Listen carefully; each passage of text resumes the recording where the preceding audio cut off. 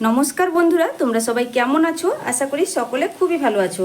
Pampa simple কুকে সবাইকে স্বাগত। চলে এসেছি আজকে ভীষণ হেলদি টেস্টি একদম নতুন ধরনের একটা ইউনিক টিফিন রেসিপি শেয়ার করতে। ভীষণ টেস্টি হয় বন্ধুরা।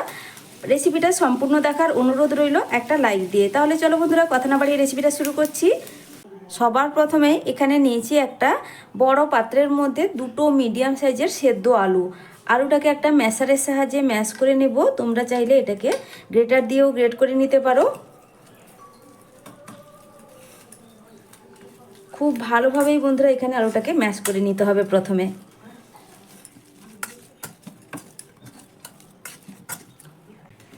তো আলু এখানে কিন্তু বন্ধুরা ম্যাশ করা হয়ে গেছে।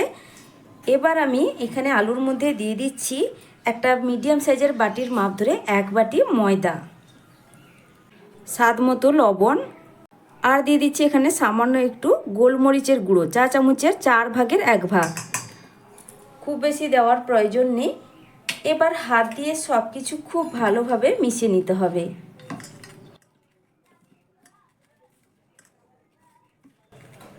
এখানে কিন্তু বন্ধুরা আমি সামান্য একটু তেলের ব্যবহার করব, সেটা একটু পরে। খুব ভালোভাবে সব কিছু মিশিয়ে নেওয়ার পরে অল্প একটু তেল দিতে হবে। চা চামচে 2 চামচ মতো এখানে তেলের ব্যবহার করব।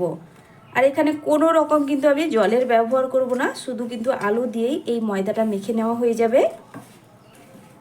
তো ঠিক এইভাবে মেখে নিয়েছি। এবার দিয়ে দিচ্ছি অল্প পরিমাণ তেল।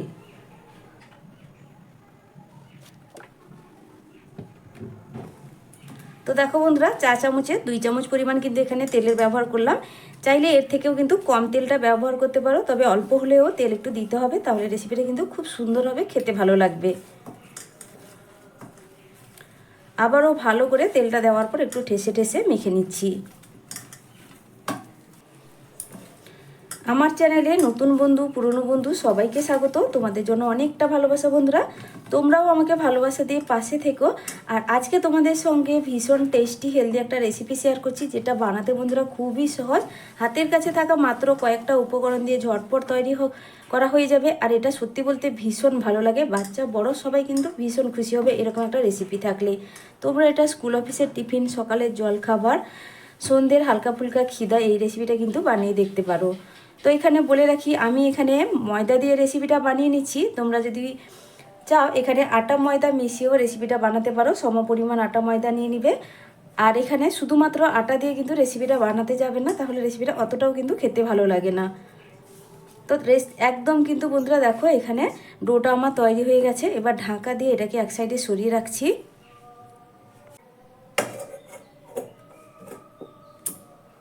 এরপর একটা প্লেটের মধ্যে সেদ্ধ করা 3টে ডিম নিয়ে নিয়েছি। আর ডিমগুলোকে বন্ধুরা একটা ছুরির সাহায্যে আমি ছোট ছোট টুকরো করে কেটে নেব।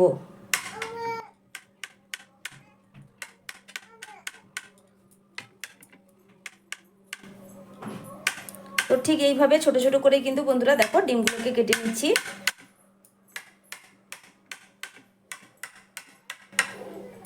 সব ডিম কিন্তু একইভাবে কেটে নেব।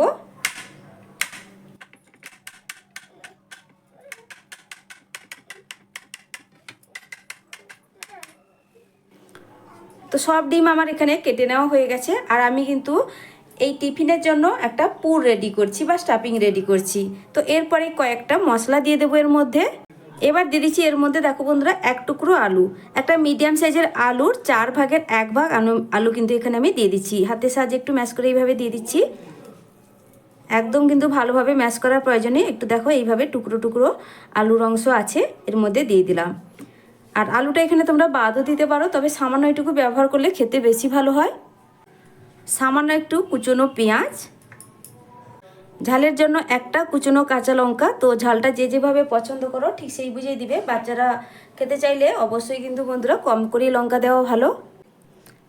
অল্প পরিমাণ কুচনো ধনেপাতা, সামান্য পরিমাণ গোলমরিচের গুঁড়ো, 2 চামচ টক দই। টক দইটা দিলে ভীষণ ভালো টেস্ট আসে, খুব সুন্দর একটা চটপটা টেস্ট হয়, খেতে কিন্তু দুর্দান্ত লাগে। স্বাদ মতো লবণ। আর একদম সবশেষে দিয়ে দিচ্ছি অল্প একটু চাট মশলা।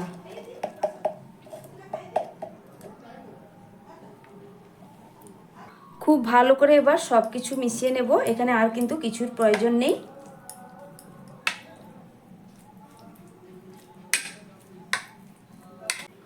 এই রেসিপিটা বন্ধুরা এতটাই টেস্টি হয় যে বাচ্চা বড় সবাই কিন্তু ভীষণ পছন্দ করবে। একবার হলেও বাড়িতে বানিয়ে খেয়ে দেখবে।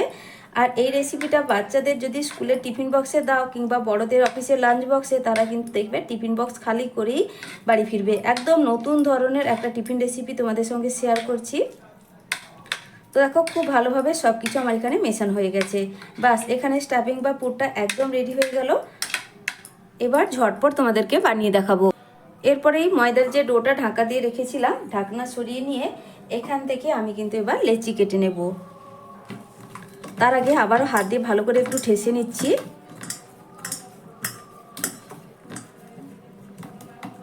তারপর হাতে সামান্য একটু তেল লাগিয়ে নিয়েছি, কারণ আলু দিয়ে যেহেতু এই ডোটা মাখানো আছে, ডোটা কিন্তু অনেকটাই নরম, হাতে কিন্তু একটু লেগে যেতে পারে, তার জন্য সামান্য একটু তেল লাগিয়ে নিয়েছি। তারপর দেখো ঠিক এই সাইজ করে আমি লেচি কেটে নিলাম। প্রত্যেকটা লেচি কিন্তু একইভাবে প্রথমে রেডি করে নেব।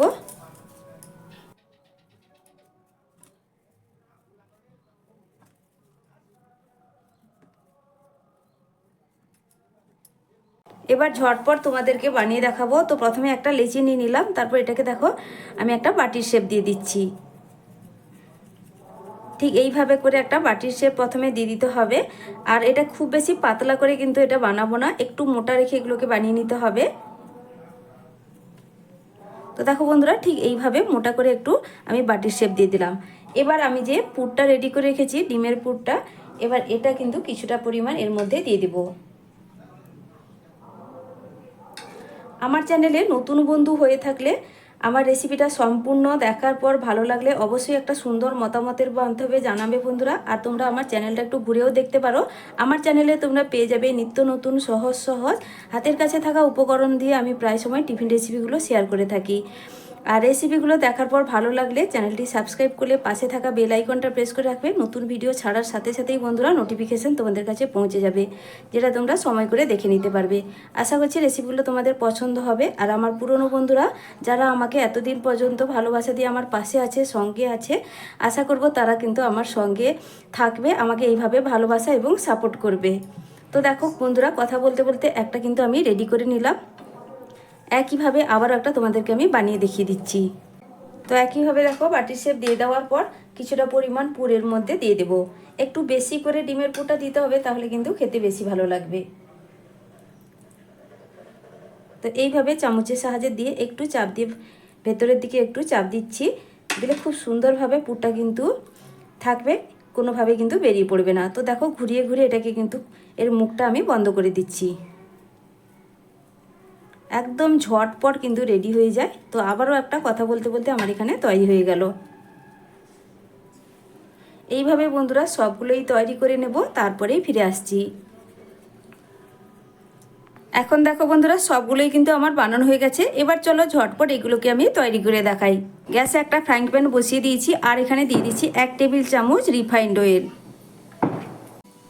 তো তেল চারদিকে একটু ছড়িয়ে দিলাম, আর তেলটা কিন্তু এখানে বন্ধুরা মিডিয়াম গরম হয়ে গেছে। এবার বানিয়ে রাখা একে একে টিফিনগুলো এবার আমি তেলের মধ্যে দিয়ে ভেজে নেব।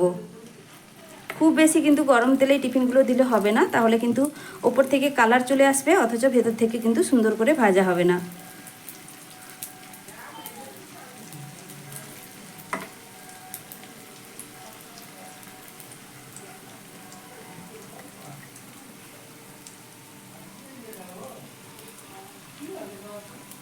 সবগুলোই এখানে দিয়ে দিয়েছি। আর গ্যাসের ফ্লেমটা অবশ্যই মিডিয়ামে রেখে এই টিফিনগুলোকে একটু লাল লাল করে উল্টে পাল্টে ভেজে নিতে হবে, কোনোভাবেই কিন্তু গ্যাসের ফ্লেম বাড়ানো যাবে না। এক সাইড হালকা একটু কালার ধরেছে, আমি এবার এগুলোকে উল্টে দিচ্ছি।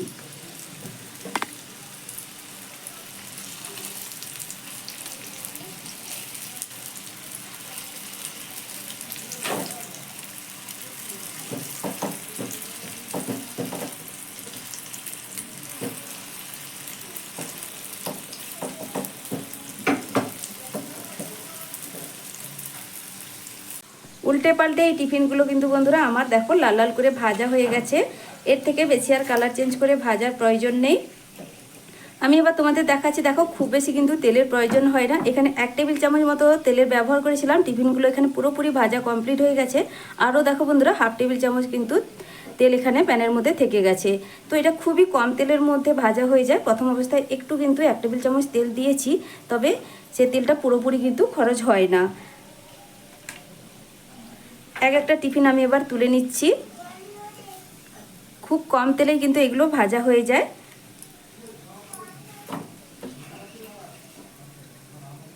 তো সবগুলো একটা প্লেটে সাজিয়ে নেওয়ার পর তোমাদের আমি এবার দেখাচ্ছি টিফিনটা ঠিক ভেতর থেকে কতটা সুন্দরভাবে তৈরি হয়েছে। তো দেখো বন্ধুরা, একটা প্লেটে সাজিয়ে নিয়েছি। দেখতে কতটা সুন্দর হয়েছে, দেখতেও যেমন সুন্দর, এগুলো খেতে ভীষণ টেস্টি, আর উপর থেকে মুচমুচে, ভেতর থেকে কিন্তু পুরে ঠাসা।